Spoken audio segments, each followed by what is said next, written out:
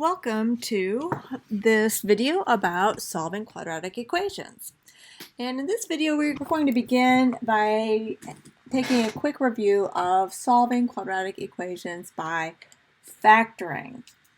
So I have three equations here, and we can tell that they are quadratic because the highest power of our variable is 2, right? None of these have a power higher than 2, but they all have a variable raised to the second power. So we know that they're quadratic. Now, if we're going to solve these equations by factoring, the very first thing we're going to want to do will be to set the equation equal to 0. And when we do that, we want to put it in standard form as well.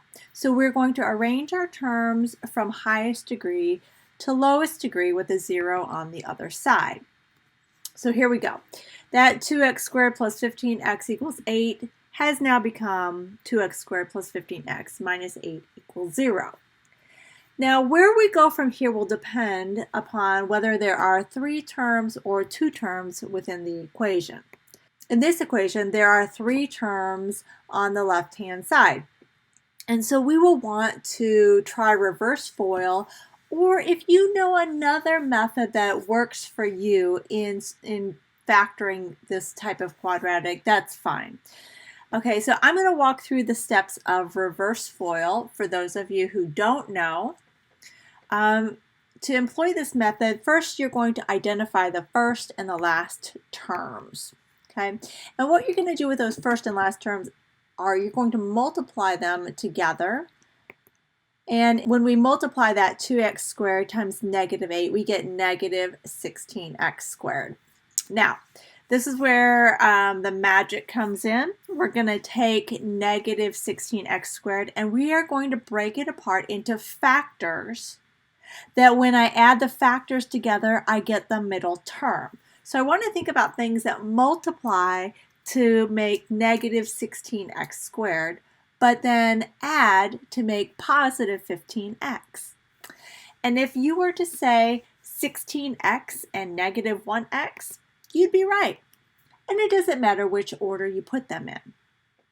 Now what I'm going to do is I'm going to take the outer terms that we put together and just bring them straight down. Take a second and make a note of this expression. If I combine these middle terms, I should be right back where I started. Okay, but I broke them apart for a reason because now in this form I can factor by grouping. Okay, so I'm going to remember that this is an equation. I'm going to put back that equals 0. I'm going to look at that first group of terms, the first 2 terms, and factor out the greatest common factor there. I can factor out a 2x, and when I do that, I have x plus 8. And then if I look at the second set of terms, the third term and the fourth term, I can factor out a negative 1, and I get x plus 8 again. Okay, now remember that if I distribute this negative 1 through, I should get this negative x minus 8. Now, if I'm looking at the expression on the left-hand side, I notice I have 2x plus 8, and I can treat that as a greatest common factor, these 2 parts of this expression. So factor an x plus 8 out of that first piece, and I have 2x left. Factor an x plus 8 out of the second piece, and I have minus 1 left. So I have x plus 8 times 2x minus 1 as my factors of this equation.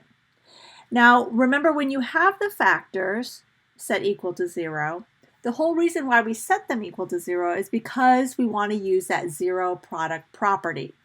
Remember that the zero product property says that if I have a product and the result is 0, then one or both of your factors will have to equal 0. So we set each of those factors equal to 0 and solve for x. So x plus 8 equals 0 will give us an x value of negative 8, and 2x minus 1 equals 0. When I add 1 and divide by 2, will get us an x value of 1/2. These last 2 examples don't have 3 terms, so we're going to use something different.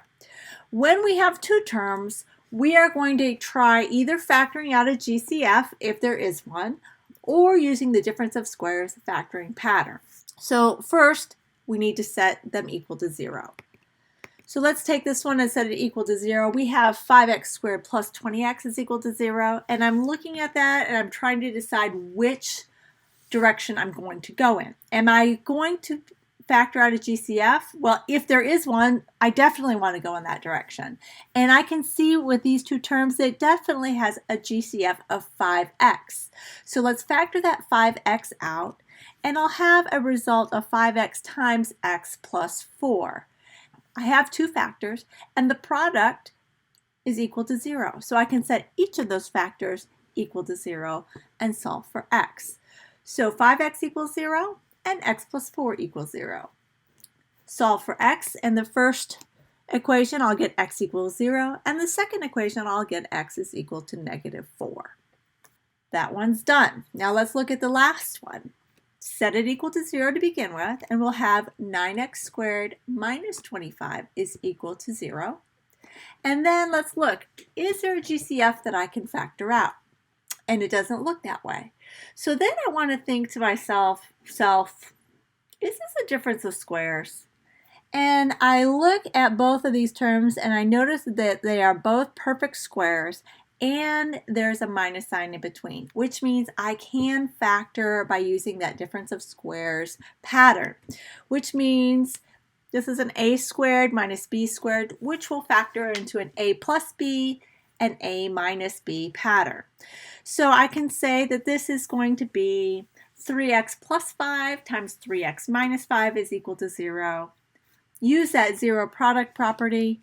3x plus 5 is equal to 0, and 3x minus 5 is equal to 0. And my x values end up being negative 5/3 and positive 5/3.